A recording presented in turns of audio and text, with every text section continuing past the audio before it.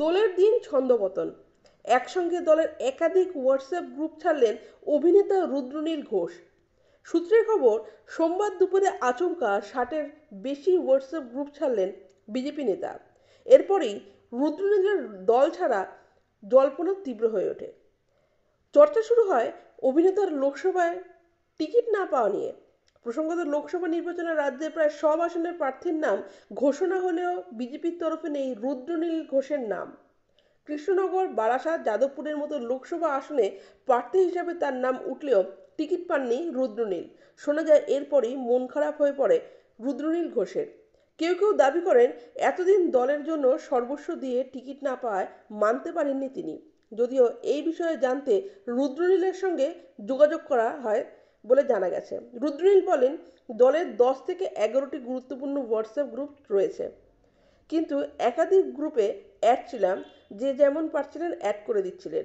এত ভিডিও দেখে আর পারছিলাম না, ফোনটা ভরে যাচ্ছিল। দোলের দিন ফাঁকা ছিলাম, সেই সব গ্রুপ থেকে তার জন্যই সরে গেছি।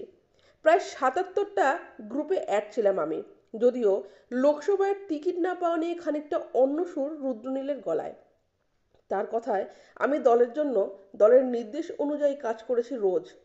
কঠিন আসন ভবানীপুরে লড়েছি, আশা তো একটা ছিলই, লোকসভায় যারা টিকিট পেয়েছেন তাদের মধ্যে আমিও থাকবো, এমন আশা কেন থাকবে না বলুন তো। কিন্তু দল যা ভালো বুঝেছে তাই করেছে, আমাকে অন্য দায়িত্ব দেবে হয়তো। দুঃখ পেয়েছেন? রুদ্রনীলের সাফ জবাব, আক্ষেপ বা দুঃখ কিছুই হয়নি, কিন্তু আশা ছিল না, এটা বললে মিথ্যা হবে। টিকিট না পেয়ে বিজেপি ছাড়তে চলেছেন অভিনেতা।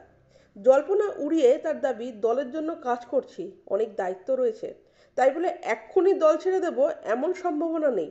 কোনোদিন নতুন কিছু ভাববো কিনা পরে জানাবো। আমি বিজেপিতেই আছি। আমি তো সারাদিন কবিতা লিখি না, মাঠে ঘাটে গিয়ে দলের কাজ করি।